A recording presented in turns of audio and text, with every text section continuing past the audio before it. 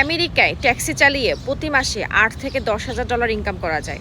আপনি যদি সপ্তাহে 6 থেকে 7 দিন ফুল টাইম জব করেন তাহলে $2,200-300 ইনকাম করা কোনো ব্যাপার না।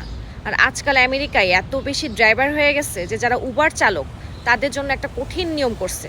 যে এরিয়া অনেক স্লো সেই এরিয়াতে ড্রাইভারদের অ্যাপস অটোমেটিকভাবে বন্ধ হয়ে যাবে। কেন হবে না? ড্রাইভার এত বেশি এখন এই পেশায় কিন্তু অনেক সুবিধা আছে।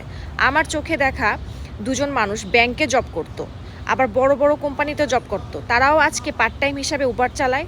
আবার অনেকে ফুল টাইমও চলে গেছে, কারণ আপনি আপনার ইচ্ছা মতন আপনি কাজে যেতে পারেন। আপনার কোনো জরুরি কাজ থাকলো বা আপনার বাচ্চাদের ডাক্তারের অ্যাপয়েন্টমেন্ট থাকলো, সব কিছু আপনি সুন্দর মতন করে যদি আপনি আপনার সুবিধা মতন কাজে যেতে পারেন তাহলে এর চাইতে তো ভালো জব আর হয় না, তাই না? আপনার অনেক বেশি টাকাও ইনকাম হচ্ছে, আবার আপনি আপনার ফ্যামিলিকেও সময় দিতে পারতেছেন, আপনার সব জরুরি কাজগুলো আপনি সারতে পারতেছেন আরাম করে, কোনো হেডেক নাই।